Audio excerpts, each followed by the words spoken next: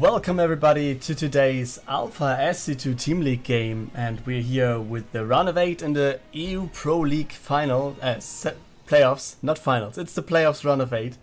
And yeah, we're here on New Repugnancy as the first map for map number 1, there we go. And yeah, bottom left hand corner, let's just start by introducing our two players and teams. Here we have for DuSt Gaming, it's going to be Vindicta as the blue Terran, and on the other side as the orange Protoss player. As you can see, we have him right here for 3D Clan. It's lightweight. Okay, and as we see, looks like a gateway expansion, Cybercore coming up right afterwards. There might be a pylon there to scout for potential Nidus worms. No, not actually Nidus worms. Might not be the case due to the fact that we don't have a Zerg. But that is some sort of an assumption I always have. But this might still be for some drop detection if it comes in. Or whatever. Or maybe even put a Stargate there to have it somehow hidden at least. But then let's take a look over to the bottom left. We have Command Center on the way. The Reaper is already out on the map trying to find something there. Didn't get the probe though. And back at home, Factory is on the way as well. Marine is patrolling and will get the probe before it can see anything. Stalker is out though, and this means yeah, the Reaper is not going to get that much done as well. Tech choice, for now at least, will be the Twilight Council. And therefore, yeah, do we expect Blink Stalkers now? I guess so, right?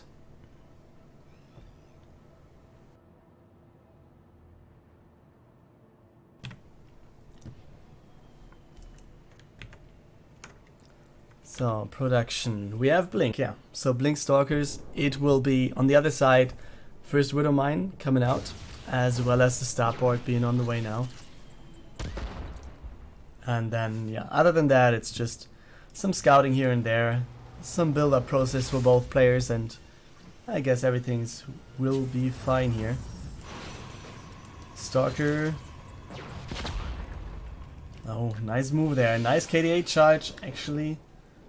Moving it away, but yeah. This is going to be it. I think he should have tried to at least get a probe there, but it was kind of... I mean, as soon as you see there's a Stalker, and you know there might be a second one, and you see there's a wall off, I guess you should instantly go for the try of getting a probe kill instead of, I don't know, running around with no goal there. But yeah, let's take a look at this. The robo facility coming up, as well as 2 more gateways. And we have a drop loading up right when I go over there and take a look at it. We have Vindicta going for 2 Widow Mines and 4 Marine drops. And yeah, since he's following it up with 2 more barracks, this somehow indicates that we're going to see some bio right there. And yeah, Stargate gets the tech lab. Raven is the choice here. No Banshee for now at least. And then, yeah, might actually be the thing, like he saw the second Stalker I think. So he might want to get rid of observers, and therefore he might be going for the good old Raven here. So, Widow Mines, oh boy, oh boy, nice blink. At least this is going to take place, and yeah, it goes down. Medivac down in the last place. Good job dealing with this. I was kind of worried about the Stalkers, but then I remembered Blink and yeah, I saw that it was happening, so everything's fine for lightweight here.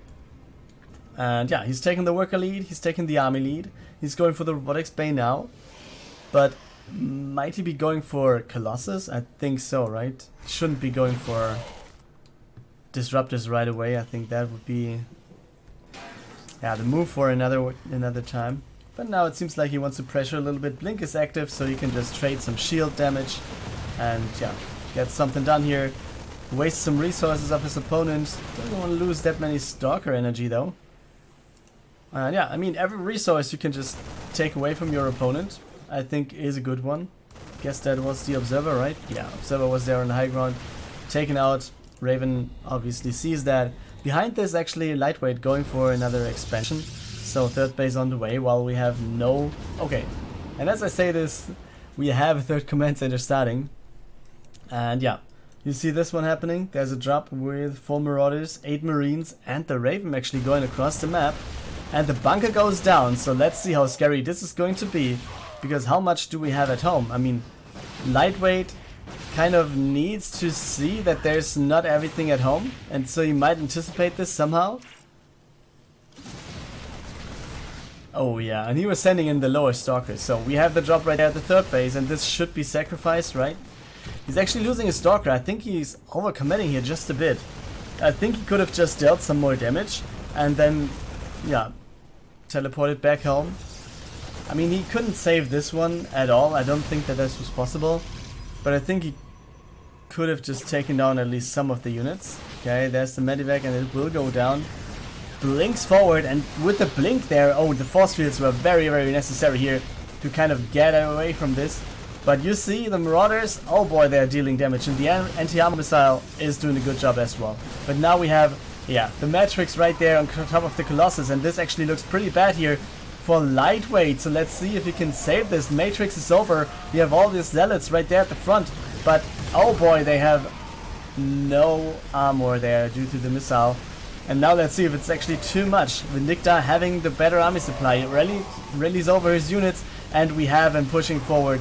Sentry being taken out. Another Stalker going down. No, he's blinking backwards. And is he actually going to defend this? The one Colossus being the hero right there?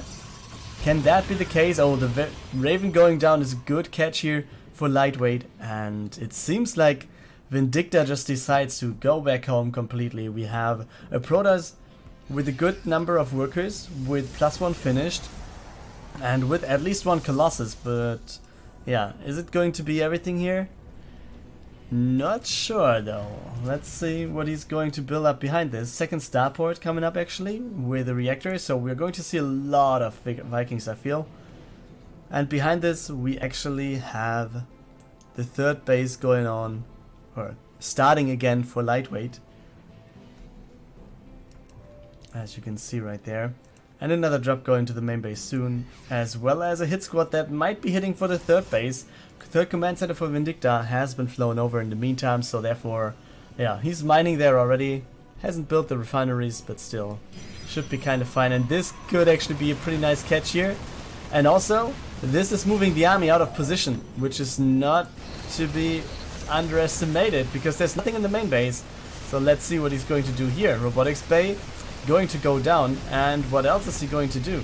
I think he can try and get something done there, and yeah, now leaves the battlefield.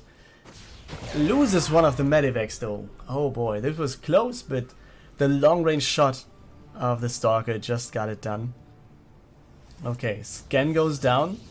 Vindicta wants to know what his opponent has right there in terms of army. And yeah, you see all these long distance mining workers, because yeah, we have too many workers for lightweight already. While Vindicta finally taking the gases right there at the expansion. He's going for a double Liberator at the moment.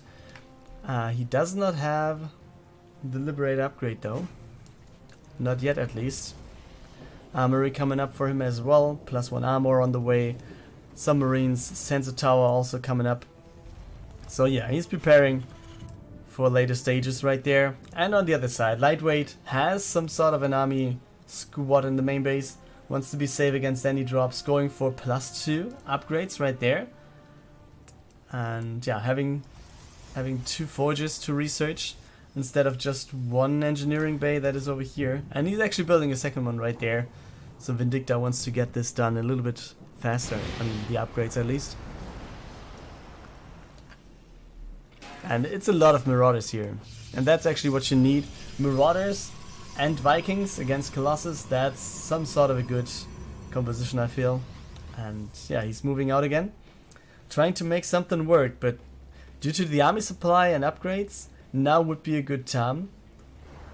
+2/+2 has been started, but as soon as +2 finishes for lightweight,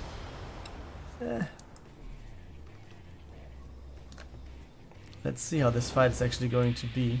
And yeah, we have a scan in the main base. Oh, he's actually waiting here at the third And there is the Doom drop right there, going to the main base, having the Liberator sieged up right there. And this actually doesn't look good for Lightweight again. All of his tech is right there in the main base. So does he really want to go up the base? He needs to blink up, right? The Stalkers need to let the Zealots run through here. And is this going to be enough? The Vikings trying to do their best against the Colossus, but there's something coming in from the backside right there. The asset priority is there for Vindicta, and it seems like he can just try and jump back and forth. Man, the Liberators uncontested. Their Stalkers coming in the main base now, but the third base is pretty much under pressure here, and it looks like he can take it out. Oh, he's focusing on units, obviously. Medivacs being focused now. Not all the units can shoot, so you should actually move up the ramp a little bit more. But still, I think Lightweight down to 8 army supply. This looks pretty good for Vindicta, and there's the GG by our Protoss player, which means Vindicta is going to take game 1 for DuSt Gaming.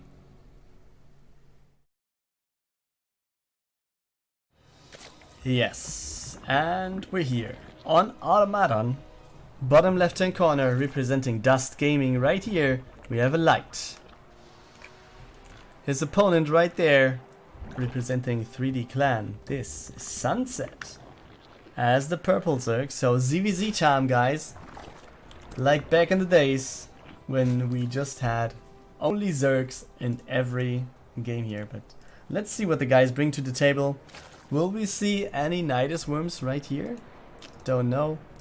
But in terms of build order, looks like both players pretty much doing the same here. So no surprises going on. Nothing really happening. And then, yeah, what might we see? The usual thing might just be the Zergling Banding battle, and yeah, then that's it. Then we can, or one of them might try and transition out of this, or one of them will lose already. So let's wait how many Zerglings will be there, how many, or if the Banding Nest will be there. I guess that's going to be the case. Question is just when it's going to be there, or if one player instantly goes for the ro8 then.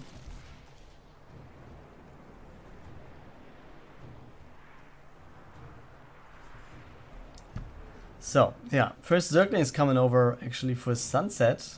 6 of them on the way. Might be just checking for the third, or did he see it already? Oh, he saw the third already.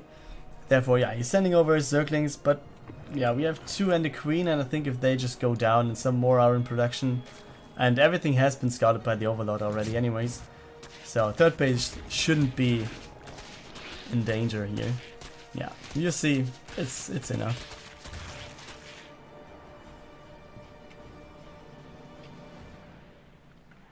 So, and with this one failing, I was about to say, yeah, we might see a third base for Sunset, but actually, we have Evo Chamber and ro8, and it doesn't look like he's aiming for a third base here.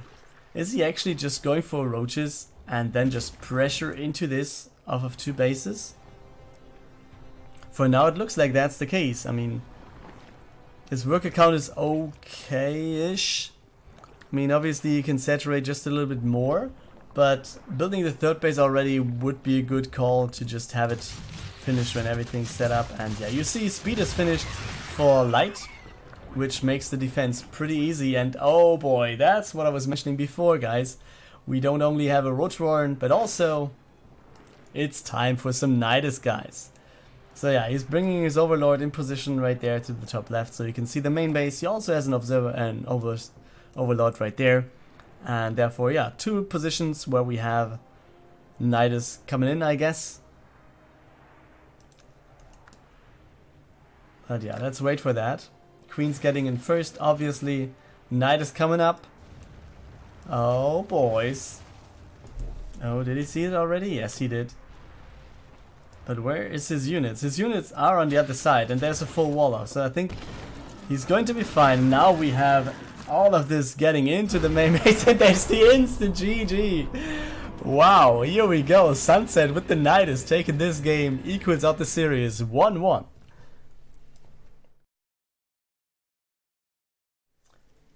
Yeah, guys, sad but true. We have Abbadon not showing up for this game, which means that ZipperTheFly is going to take the free win for the third match. And we're going on with the fourth one then, which will be B versus John. So yeah, free win for ZipperTheFly, 2-1 lead for 3D. Here we go with map 4 after having game 3. Yeah, sadly not taking place, and we had to wait for B just a bit. But yeah, here we go. We're on year 0 with our two teams. Let's go. Top left hand corner, we have the guy representing DuSt Gaming, so therefore he's the guy who wants to force the Acematch now. Yeah, top left hand corner is John, and the guy in the top right is the guy with the match point for his team right here in the 4th game. For 3D Clan we have B. And as you can see, he was going for pool and gas before hatchery. So either he's expecting some proxy stuff, or he might be going for some early stuff, or he just wants to be safe and doesn't really care about having a few more workers or about the build order stuff, because it's actually not delaying Zergs that much. It's okay to just open that way. You can simply go for workers afterwards and be on the same page more or less. You might have speed a little bit earlier, which might profit B against the Reaper. But yeah, since we have queens out, also the queen is earlier, which helps against the Reaper. And yeah, we only have this space for the Reaper to get in, so there will be some damage. And yeah, he's going down already. So there's an SCV. The Reaper is back at home, patrolling back and forth, while we have the Overlord being attacked.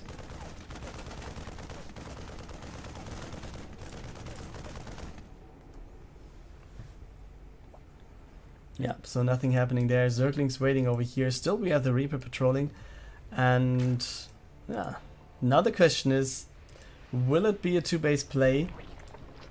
I see a Roach Roaring, I see the tier 2 tag, and I somehow smell the Roach Roaring, right?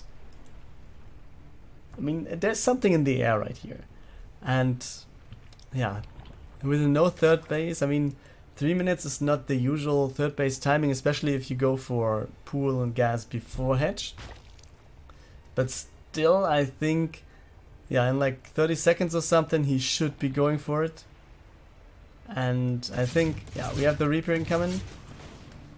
And he will scout that there's a Roach Roaring. And I think he kind of knows what's going on then. Where's... Okay, it's there at the bottom. So he builds it somewhere where the Reaper won't scout it, at least for now. But I think if you go into a Zerg base and you see what you see right here, you kind of know what you have to prepare for, right?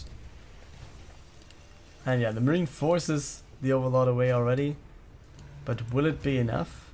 Marauders coming up. Obviously a good choice. We have the bunker coming up as well. And yeah, there's still no 3rd base, so I think John knows what he's going to face, but has he enough stuff to deal with it? I mean, sending the mule might not profit him that much. Will the Nidus come through though? Yes, it will. Will there be a transfuse?